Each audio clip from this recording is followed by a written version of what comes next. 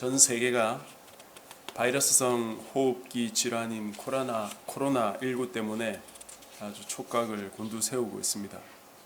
오늘 오전에 확인해 보니까 우리나라 확진자가 7,041명이고 사망자가 49명이었습니다. 총 검사자가 17만 8천 명이 넘었고 그 중에 15만 명 이상은 음성으로 나왔습니다. 치사율은 0.7%, 전 세계 치사율이 3.37%인데 그보다는 못 미칩니다. 흥미로운 것은 이탈리아를 중심으로 독일, 프랑스, 영국, 스페인, 스웨덴 이런 유럽 국가들이 꾸준한 확산세를 보이고 있다는 것입니다. 전 세계 102개 나라에 확진자가 생겼습니다. 제가 어제 교회 카톡에 올린 글을 여러분들이 보셨는지 모르겠습니다. 군포에 있는 한 개척교회 목사님의 글입니다. 그 목사님 책도 몇 권 쓰셨는데요. 무엇보다 성경을 너무나 사랑하시고 열심히 읽으시면서 부지런히 사역하는 귀한 종입니다. 제가 그분 블로그 이웃인데요. 코로나 관련 글을 올리셨길래 한번 읽어보니까 내용이 좋아서 우리 성도님들도 읽을 수 있도록 올렸습니다. 사실 요즘처럼 전염병이 돈다든지 천재지변이 일어나게 되면 목사님들은 이런 일을 어떻게 해석하고 성도들에게 전해야 될까 하는 고민이 많죠. 그래서 최근 대형교회 목사님들 보면 대부분 코로나에 대한 설교를 하시는 것 같고, 저희 동기 카톡에도 보면 이 코로나에 대한 토론을 하는 동기들이 있고요. 또 교단 총회에서는 이 코로나에 대해서 어떻게 대응하라 하는 방침을 준 것도 있는데, 그런 것들을 가지고 또 이것이 성경적으로 어떠냐 하는 그런 여러 가지 목소리도 있는 것 같습니다. 이렇게 여러 가지 이야기가 나온다는 건 그만큼 참 답을 찾는 것이 쉽지만은 않다 하는 그런 반증이겠죠. 이 군포에 사시는 목사님의 글은 내용이 단순하지만 아주 핵심을 잘 간파하고 있는 글입니다. 특별히 한 선교단체의 찬양 가사를 비판하시면서 말씀하셨습니다. 서울에 가면 이제 매주 날짜를 정해가지고 젊은이들이 모여서 찬양도 하고 말씀도 듣고 이런 집회가 있거든요. 그 모임의 리더 중에 한 명이 만든 곡에 예수 늘 함께 하시네 라는 이런 노래가 있습니다. 그 노래 내용은 우리가 이 땅을 살아가며 힘들고 때로는 아프고 염려되는 일도 있지만 그 모든 것이 다 지나가니까 온전히 하나님께 맡기고 믿음으로 살자. 그리고 그렇게 믿음으로 살 수 있도록 주님의 뜻을, 왜 이런 어려움이 있게 하시는지 그 뜻을 알게 해달라 하는 그런 기도입니다. 내용은 괜찮죠. 그런데 이 가사 중에 하나, 이 또한 지나가리라. 믿음으로 사는 것은 좋지만 그 태도가 이 모든 아픔과 어려움이 그냥 지나갈 것이다, 지나가면 된다, 이것이 문제라는 것이 그 목사님의 지적이었어요. 이런 태도가 우리가 당면한 세상을 마주하고 살기보다는 우리가 마주하는 그 세상을 초월해서 살게 하고 지금의 힘든 시간을 조금만 견디면 다 지나가게 될 것이라는 어떤 그 허무적인 사고로 연결되어 있다는 것이죠. 오히려 성경은 어려움과 고난을 당했을 때 그것을 하나님의 심판으로 받아들이고 나 자신이 혹시 회개할 것이 없는지 돌아보고 심판을 통해 하나님의 뜻이 이루어지게 해달라고 기도하라고 가르친다는 겁니다. 가만히 있는다고 그냥 시간아 지나가라 그런다고 저절로 지나갈 것이라고 믿는 태도는 전혀 신앙인의 태도가 아니라는 것이죠. 저도 이 목사님 말씀에 공감합니다. 전염병이 인간들에 대한 심판이라는 말씀, 그리고 믿지 않는 자들이나 이런 표면적인 신앙만 가지고 있는 성도들에게는 참 이런 말씀이 설득하기는 쉽지 않지만 성경은 분명히 그렇게 말하고 있다는 것이에요. 그렇다면 우리 자신이 먼저 회개할 것이 없는지 돌아보는 것이 우선순위일 겁니다. 그 후에 우리의 생명까지 다 하나님께 맡기는 것이 그 다음에 올바른 신앙인의 자세겠죠. 제가 누누이 말씀드립니다만 우리가 듣는 복음송 그리고 CCM 심지어 찬송가까지 성경적이 못한 내용들이 꽤 들어있습니다. 아무 생각 없이 따라 부른다면 자기도 모르게 잘못된 신앙의 오류에 빠져서 어려움을 겪게 됩니다. 따라서 하나님의 말씀을 잘 주위에서 배우고 또 내가 그렇게 적용해서 사는 것, 그것이 무엇보다 중요하겠습니다. 지난주까지 우리는 4번의 시간 동안 예수님이 받으신 시험을 살펴보았죠. 사탄은 하나님의 아들로 오신 그 예수님을 이 땅에서 시험을 했고 예수님과 하나님의 관계를 망가뜨리려고 했습니다. 그러나 예수님은 그 모든 시험을 말씀으로 승리하셨습니다. 우리는 말씀이 아니고서는 결코 시험에서 이길 수 없다는 것을 기억해야 되겠죠. 그리고 여기서 말씀으로 이긴다는 것은 말씀을 부적처럼 사탄에게 들이미는 것이 아니고 그 말씀에 순종할 때 사탄을 물리칠 수 있다. 그런 말씀을 드렸습니다. 말씀을 나 자신에게 적용해서 승리하신 예수님처럼 우리도 그 말씀을 우리 자신에게 잘 적용해야 한다는 것입니다.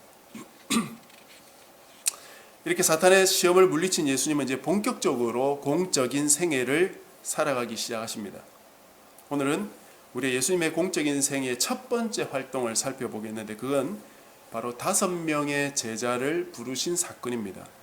이 사건을 살펴보려면 당시의 시대적인 배경을 함께 생각을 좀 해봐야 됩니다. 이때는 바로 예수님께서 세례 요한에게 세례를 받으시고 사탄에게 시험을 받으신 직후지요. 사탄에게 받은 시험은 요한복음에는 생략되어 있습니다. 그래서 세례 이후에 바로 5명의 제자를 부르시는 장면으로 이렇게 이어지는데요. 그 당시 배경은 누가복음 3장에 조금 자세히 나와 있습니다. 그래서 누가복음 3장 1, 2절을 통해서 당시 배경을 잠시 말씀드리고 그리고 다시 본문으로 돌아오도록 하겠습니다. 누가복음 3장 1절에 보면 이렇게 되어 있어요. 디베리오 황제가 통치한 지 15해 곧 본디오 빌라도가 유대의 총독으로 헤롯이 갈릴리의 분봉왕으로 그 동생 빌립이 이두레와 드라고닛 지방의 분봉왕으로 루사니아가 아빌레네의 분봉왕으로 안나스와 가야바가 대제사장으로 있을 때에 하나님의 말씀이 빈들에서 사가리아의 아들 요한에게 임한지라. 그리고 이 뒤의 내용은 요한이 광야로 가서 회개하라고 외치면서 세례를 베풀고 그때 예수님께서 오셔서 요한에게 세례를 받는 그런 사건으로 이어집니다. 하나씩만 간단히 말씀드리면 디베리오 황제는 로마 황제죠. 로마는 왕정으로 시작했다가 공화정으로 갔다가 다시 제정으로 이렇게 바뀝니다. 이 제정 로마의 첫 번째 황제가 바로 율리우스 시저죠. 그 다음 사람이 아우구스투스 시저입니다. 이 사람이 누가복음 2장에 나오는 가이사 아구스도입니다. 이 사람은 주전 31년부터 주후 14년까지 재위했던 사람입니다. 마지막 2년 정도는 그의 후계자였던 디베리오와 함께 공동으로 통치를 했는데요. 이 사람이 바로 앞에서 말씀드린 디베리오 가이사입니다. 이 디베리오 가이사는 주후 12년부터 37년까지 재위를 했어요. 따라서 예수님께서 태어나실 때는 아구스도 가이사가 다스리고 있다가 예수님이 청년기쯤 접어들 때 그가 죽고 디베리오라는 이 사람이 황제로 등극한 것이요. 그가 통치한 지 15해가 되었다고 했으니까 주후 27년 정도 된 때입니다. 그때 예수님이 공생애를 시작하셨다는 거죠. 마태복음에 보면 예수님이 탄생하실 때 유대를 다스리는 헤롯이라는 왕이 등장하지요. 이 사람이 팔레스타인 전 지역을 다스리다가 주전 4년 되어서 죽는데 그때 자기 아들 3명에게 그 지역들을 나누어 줍니다. 그게 바로 분봉왕이라는 개념이거든요. 이 아들들이 누가복음 3장에 나오는데 그중 헤롯 아켈레오라는 아들은 나오지 않습니다. 원래는 그가 유대와 사마리아와 이두메, 그러니까 팔레스타인의 남쪽 부분이죠. 그 지역이 대부분 성경의 배경이 되는 지역입니다. 여기를 다스리던 분봉왕이었는데 이 사람이 주민들을 굉장히 학살하고 폭정을 많이 했던 모양입니다. 그래서 마태복음 2장에도 보면 애굽으로 피난 갔던 요셉과 마리아가 돌아오려고 할 때 이 아켈라오 때문에 두려워서 머뭇거렸거든요. 그만큼 학정이 심했던 모양이죠. 그러니까 자꾸 이 팔레스타인에 반동이 일어나고 시끄러운 소리가 들리고 하니까 로마 당국에서 그를 불러가지고 해임시키고 고올이라는 다른 지방으로 추방을 시켜버립니다. 그래서 이 사람을 이어서 빌라도라는 사람이 이 지역 총독으로 오게 되는 겁니다. 총독이라는 직책은 왕처럼 전권을 가지고 다스리는 직책이 아니고 일종의 지역 사령관처럼 한 지역을 다스리되 자기 위에 또 다른 총독이 있는 겁니다. 이 당시에는 수리아 총독이 팔레스타인 총독을 다스리는 역할을 했거든요. 그래서 빌라도는 그의 지배하에서 이 팔레스타인을 돌보는 그런 일을 했던 것이죠. 그리고 두 번째 그 분봉왕은 헤롯이라고 등장하는 헤롯 안디바라는 사람인데 사마리아의 바로 위쪽에 있었던 갈릴리와 사마리아의 오른쪽에 있던 베레아 지역을 다스리게 됩니다. 그리고 그 동생 헤롯 빌립은 그것보다 좀 더 위쪽인 이두레와 드라고닛이라는 지역을 다스리고 루사니아라는 사람이 나오죠. 그 사람은 그보다 더 북쪽인 아빌레네라는 지역을 다스렸는데 거긴 헤르몬산이 있는 그 아래입니다. 이 루사니아라는 사람에게 대해서는 거의 알려진 것이 없습니다. 여기까지가 이제 황제 그리고 분봉왕에 대한 이야기고요. 그 밑에 이제 대제사장 안나스와 가야바가 나오죠. 원래 대제사장은 한 명인데 그가 죽을 때까지 합니다. 그런데 로마가 팔레스타인 지역을 다스리게 되면서 이 대제사장을 아론의 자손에서 임명하지 않고 자기들의 정치적인 목적에 맞게 아무나 데리고 와서 세웠다고 그래요. 당시 수리아 총독이나 아니면 팔레스타인 총독이 임명을 했는데 이런 임명권도 돈을 주고 사고 팔기도 했다는 것입니다. 그래서 주후 7년에 수리아 총독 이 구레뇨라는 사람이었는데 그 사람이 안나스라는 사람을 대제사장으로 임명했는데 총독이 바뀌면서 안나스가 파면을 당하고 다른 사람에게 넘겨주려고 했답니다. 근데 이 안나스라는 사람이 돈이 굉장히 많았대요.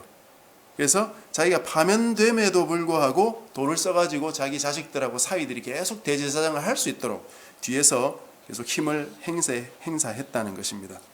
그래서 약 반세기 가까이 이 집안이 대제사장 자리를 지켰답니다. 바로 그 뒤에 나오는 그 가야바라는 사람이 이 사람의 사위예요. 이렇게 대제사장이 안나스에서 가야바로 바뀌었지만 그럼에도 불구하고 이 유대인들은 한 번 대제사장은 영원한 대제사장이다 그렇게 생각하고 이 안나스까지도 대제사장으로 존경하면서 그렇게 불렀다는 것이죠. 그래서 성경에도 보면 이 두 사람이 다 대제사장으로 그렇게 부르고 있습니다. 여기까지가 정치적인 상황인데 그렇다면 당시 유대민족들의 영적인 상황은 어땠을까요? 이게 이제 중요한 이야기입니다. 당시 유대민족의 영적인 상황을 드러내주는 한 구절이 있습니다. 어느 날 갑자기 혜성처럼 등장해서 회개를 외치고 세례를 주고 당시 지도자들의 잘못된 행태를 꼬집는 그 세례 요한을 보면서 사람들이 뭐라고 생각했냐면 저 사람이 혹시 메시아가 아닐까? 이 분위기가 누가복음 3장 15절에 나오는데 이 말씀이 이렇게 됩니다. 백성들이 바라고 기다림으로 모든 사람들이 요한을 혹 그리스도이신가 심중에 생각하니. 그러니까 제사장이나 레위인들 그리고 바리새인들이 세례 요한에게 사람을 보내가지고 당신이 메시아가 맞냐 아니냐 대답해달라 그렇게 요청을 많이 했죠. 우리가 읽었던 그 본문 바로 앞에 나오는 요한복음 1장 19절에서 28절 내용이 바로 그 내용입니다. 그때 요한은 자신은 메시아가 아니라 광야에서 외치는 자의 소리다. 즉 말라기에서 예언되었던 그 광야에서 외치는 자의 소리, 그 엘리야라고 자신을 소개했던 것입니다. 그러면서 자기 뒤에 자기보다 훨씬 능력이 많은 분이 오시는데 그분 신발끈도 나는 풀지 못하는 사람이다. 그렇게 이야기했죠. 이 백성들이 무엇을 기다렸다고 말하고 있습니까?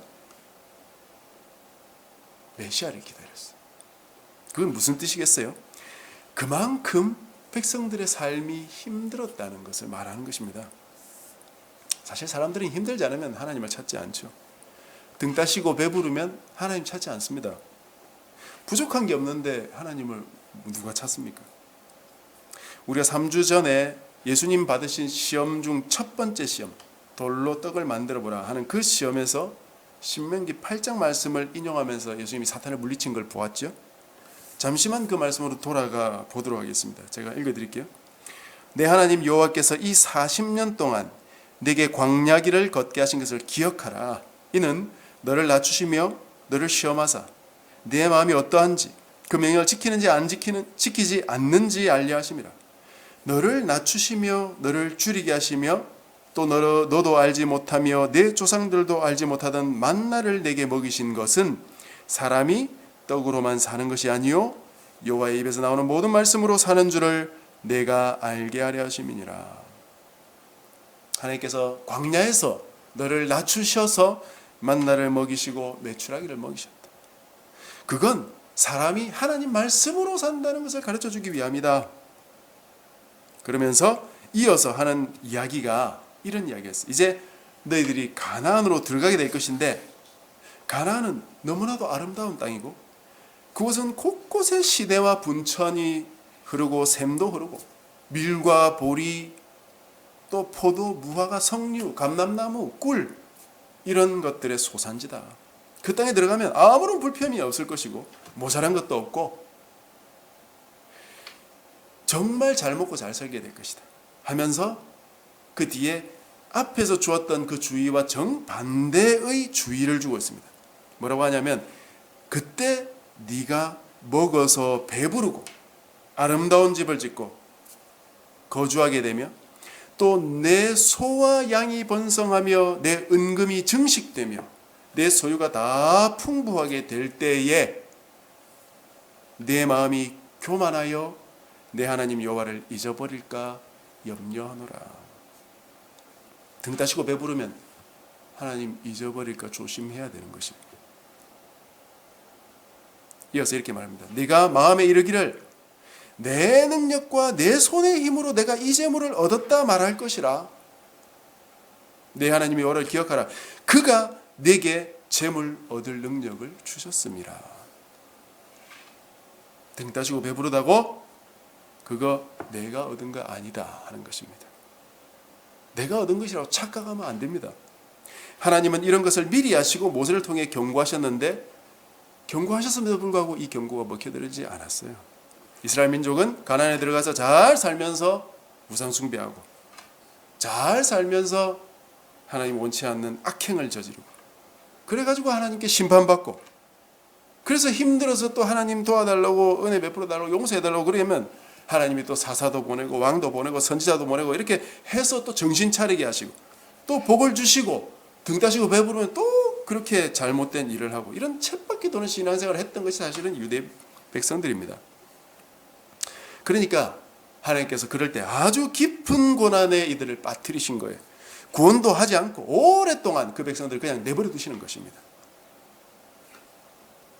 바로 이 예수님의 시기와 그 시기가 아주 비슷합니다. 실제로 예수님의 시기는 영적으로 매우 힘든 시기였어요. 말라기라는 선지자 이후에 약 400년 동안 선지자가 없었습니다. 그러니 이들은 영적인 암흑기였어요. 말라기 선지자가 주전 430년에 사역을 마치거든요. 그 뒤 예수님 오시기까지 약 430년 정도 이스라엘 백성들은 페르시아를 거쳐서 그리스 로마 제국의 지배를 계속 차례로 받지 않았습니까? 해방은 안 되고 다른 제국의 지배만 계속 받으니까 얼마나 힘들었겠어요. 진짜 마치 애굽 시대와 비슷하죠. 애굽에 있을 때도 약 400년 또는 430년이라고도 이야기하고 4세대 이렇게 이야기도 하는데 아주 비슷한 그 기간 동안 이들이 거기서 노예 생활하면서 너무너무 힘들어서 단식하며 하나님께 부르짖었지 않습니까? 그때 그 소리가 하나님께 상달되고 하나님이 자기 백성들을 기억하셨다. 그렇게 출애굽기 2장에 나옵니다. 오늘 본문도 매우 비슷하죠. 430년 동안 선지자가 오지 않고 나라는 속국 신세를 면하지 못하고 바리새인이나 사두개인이나 제사장들이나 대제사장이나 하나님의 종들이라는 사람들은 자기 입속을 챙기기에 바쁘고 돈 하는 사람들이 그때도 너무 많았고 그런 어려운 시기에 하나님의 백성들은 하나님을 찾게 되는 것이죠. 이런 어려운 시기가 오기 전에 하나님을 찾으면 얼마나 좋을까요? 하나님께서 이런 암흑의 시대를 주시면서 이들이 정말 간절히 하나님 앞으로 다시 나오게 만드시고 그제야 비로소 메시아를 보내셔서 이들에게 새로운 출애굽을 허락하시는 것이, 예수님의 구속사역을 출애굽이다 그렇게 말씀을 많이 드린 이유가 바로 이것입니다. 지금 우리나라가, 아니 전 세계가 코로나 때문에 매우 힘들죠. 왜 이런 어려운 시기가 왔을까요? 신천지 때문이다, 대구 경북 때문이다, 중국 때문이다.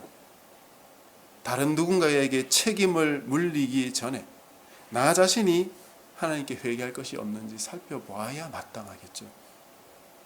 내가 죄짓고 살았다면 하나님 벌을 받는 것이 마땅한데 왜 다른 사람을 탓합니까? 내가 잘못했으면 회개하면 될 문제를 왜 다른 사람 지적하는데 시간을 낭비하고 맙니까? 우리 자신을 돌아보십시다. 그래서 내가 정결한 주님의 신부가 되기 위해 힘쓰는 이 시기로 삼아야 될 것입니다. 이런 시대에 예수님이 오셨는데 이 예수님이 5명의 제자를 부르셨어요. 이 제자들을 부르신 모습이 각각 다릅니다만 원리는 똑같습니다. 이 부분만 간단히 살피고 말씀을 정리하겠는데요. 35절에 보면 세례 요한이 자기 제자 2명에게 예수님을 소개합니다. 그중 한 명은 안드레라고 40절에 소개되어 있고 다른 한 명의 이름은 등장하지 않는데 이 사람이 바로 요한 자신이었을 것이라고 학자들이 대부분 동의합니다. 이 두 제자가 소개받은 예수님께 가서 어디 거하십니까? 하고 여쭈었어요. 그때 예수님께서 와서 와라 하면서 자신의 거처로 데리고 가셨습니다. 오늘 본문에는 자세히 나오지 않지만 아마 이때 안드레와 요한은 예수님의 모습과 그분의 거처를 보고 또 가까이서 그분의 말씀도 들었을 겁니다. 그리고는 이분이 메시아가 맞구나 하는 확신에 이르렀던 것이죠. 그러니 안드레가 자기 형제 시몬에게 메시아를 만났다라고 말할 수 있지 않았겠습니까? 41절을 보십시오. 안드레가 베드로에게 우리가 메시아를 만났다라고 말합니다. 이스라엘 백성들이 누군가를 메시아로 말한다는 건 굉장히 신중할 수밖에 없어요. 왜냐하면 주변에 메시아라고 주장하는 사람들이 꽤 많이 있었기 때문입니다. 그래서 그들 나름대로 메시아 판별법 같은 걸 가지고 있었습니다. 그 기준에 맞추어 보니까 예수님이 맞구나 그런 생각을 안드레가 가졌던 거죠. 그래서 바로 시몬을 예수님께로 데리고 갔습니다. 그 다음 날도 비슷한 사건이 이어집니다. 예수님께서 갈릴리 쪽으로 가시다가 빌립이라는 사람을 만나서 나를 따르라 이렇게 부르셨죠. 그가 예수님을 따라가서 안드레와 요한과 시몬처럼 이분이 메시아가 맞구나 하는 확신을 가지게 됐습니다. 그런 이후에 이 빌립이 나다나엘이라는 사람을 찾아서 이렇게 말했어요. 모세가 율법에 기록하였고 여러 선지자가 기록한 그 일을 우리가 만났으니 요셉의 아들 나사렛 예수라. 빌립이 예수님을 만나고 얼마 동안 그분을 따라다녔는지는 정확치 않지만 이 빌립은 만나보니까 예수님이 메시아라는 걸 확신하게 되었다는 것입니다. 그러니 성경을 거론하며 예수님이 메시아가 맞다고 이렇게 주장하고 있는 것입니다. 그때 나다나엘이 나사렛에서 무슨 선한 것이 일어날 수 있느냐 그렇게 물었죠. 왜냐하면 나사렛은 이 나다나엘의 고향에서 5km 정도밖에 떨어지지 않은 곳이었거든요. 자기 고향에서 그렇게 가까운 곳에서 메시아가 난다는 것이 조금 안 믿겼던 것이죠. 그때 빌립이 뭐라고 말합니까? 다른 말 하지 않고 와서 보라. 이건 빌립이 예수님을 만나고 나서 그가 메시아가 맞다는 것을 확신했다는 증거예요. 말이 필요 없다. 그냥 와서 봐봐. 너도 보면 알게 될 것이다. 그렇게 말한 것입니다. 그때 자기에게 오던 나다나엘을 보시면서 예수님께서 이렇게 말씀하셨죠. 정말 간사한 것이 없는 한 참된 하나님의 백성이구나. 그러자 나다나엘이 나를 어떻게 아십니까? 그렇게 물었어요. 그렇게 물은 이유는 혹시 빌립이 벌써 나에 대해서 예수님께 말했나? 라는 생각이 들었기 때문이죠. 왜냐? 나를 보자마자 예수님께서 나에 대해서 이런저런 사람이구나 하는 이야기를 하는 거 보니까 분명히 나에 대해서 빌립에게 뭔가 들으셨구나 그런 생각을 한 것이죠. 그런데 예수님께서 이렇게 대답하세요. 빌립이 너를 부르기 전에 네가 무화과나무 아래 있을 때에 보았노라. 만약 무언가를 듣고 아는 것이라면 그냥 평범한 인간이죠. 우리들은 다 무언가를 들어야 알지 않습니까? 그러나 아무도 이야기해주지 않은 사실에 대해서 알고 있다면 그 사람은 보통 사람은 아닙니다. 여기서 예수님께서 바로 하나님이시라는 걸 드러내는 말씀을 하신 것입니다. 당시 이스라엘 백성들은 주로 하나님 말씀을 생각하거나 묵상할 때 관습적으로 무화과 나무 아래에서 많이 했답니다. 나무 잎도 크고 그러니까 많이 모였나 보죠. 그 아래에서 쉬면서 묵상을 많이 하던 그런 관습이 있었다고 그래요. 그 이야기는 즉 이 무화과나무 아래에서 빌립이 이 나다나엘이 묵상하고 있었다는 그 일은 빌립도 알지 못했던 내용이고, 그리고 그 아래에서 자기가 무언가를 생각하면서 묵상하며 기도하는 모습을 누가 알겠습니까? 하나님 말고. 그러니까 이 일을 듣자마자 나다나엘이 예수님을 하나님의 아들이시군요, 이스라엘의 임금이시군요 라고 인정할 수밖에 없었다는 거죠. 자, 여기서 이 5명의 제자들이 예수님께서 메시아인 것을 어떻게 알게 됐습니까? 많은 목사님들이 이런 본문을 가지고 사람들을 교회로 데려올 것을 독려합니다. 전도의 도구로 이런 말씀 많이 사용합니다. 그런데 전도는 어떻게 하는 겁니까? 무엇이 전도입니까? 여러분, 대부분은 전도를 내가 예수님을 전해서 예수님을 믿게 하는 것이라고 생각할 겁니다. 그러나 전도는 그렇게 해서 되지 않습니다. 예수님이 메시아이심을 믿는 것은 예수님께서 하셔야 되는 일입니다. 세례 요한이 한 것이라고는 자신의 제자들을 예수님께 소개한 것밖에 없어요. 안드레의 입에서 메시아를 만났다는 고백이 나오는 것은 그가 예수님과 함께 한 시간이 있었기 때문입니다. 즉 예수님 때문에, 예수님을 만났기 때문에 그가 메시아구나라는 결론을 내린 것입니다. 빌립도 마찬가지. 빌립은 예수님께서 직접 나를 따르라고 한 인물인데 그의 입에서 예수님이 성경에 기록된 메시아였다라는 것을 알게 된 것은, 그런 고백이 나온 것은 예수님과 한동안 함께 있었기 때문에, 예수님을 직접 만나고 나서야 그가 예수님이 메시아구나라는 걸 비로소 확신할 수 있었던 것입니다. 나다나엘도 마찬가지. 예수님에 대해서 의심의 눈초리를 가지고 있었지만 그가 어떤 분인지를 경험한 이후에 그가 메시아인 것을 거부할 수 없었기 때문에 하나님의 아들이라고 고백한 것입니다. 전도는 무엇입니까? 사람들을 단지 교회로 데려오는 것이 아니에요. 사람들을 예수님께로 데려가는 것이 전도입니다. 전도는 예수님을 직접 만날 수 있도록 소개하는 것이 전도예요. 다른 누군가를 통해서 만나는 것이 아니고 예수님께 가서 직접 예수님을 만나는 것입니다. 근데 그걸 누가 합니까? 내가 예수님을 만나는 것이 아닙니다. 예수님께서 나를 만나 주셔야 되는 것이죠. 주도권이 예수님께 있습니다. 선택권이 예수님께 있어요.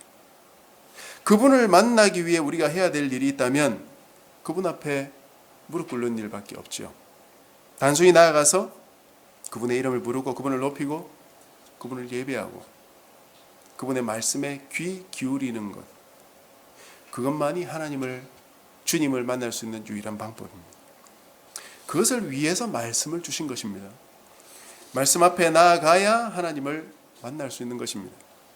부흥회를 하든 기도회를 하든 예배를 드리든 하나님을 만나려면 하나님 앞에 나아가야 되는 것이지 다른 누군가에게 나아가서는 절대 안 되는 것입니다. 하나님을 반드시 내가 개인적으로 부르고 모시고 영접해 드려야 되는 것입니다. 그렇지 않고는 만남은 이루어지지 않습니다. 아무런 일도 일어나지 않을 것입니다. 나라는 한 존재가 하나님 앞에 실존적으로 머물 때 비로소 하나님과의 만남은 시작되고 믿음이 시작될 수 있습니다. 그럴 때 우리의 입에서 예수님이 메시아이십니다 라는 고백이 나올 수 있게 될 것입니다. 말씀 맺겠습니다. 암흑 같은 시대에 예수님께서 이 땅에 오셔서 우리의 구세주가 되셨습니다. 오늘 같은 이런 시대에도 우리의 구원은 예수님께 달려 있습니다. 그분께 나아가고 그분을 찾고 그분 말씀 앞에 머물면서 우리의 믿음이 자라가야 되겠습니다. 그래서 하나님의 놀라운 은혜 속에서 이번 한 주간도 평안을 누리게 되시는 저와 여러분 되시기를 주님의 이름으로 축복합니다.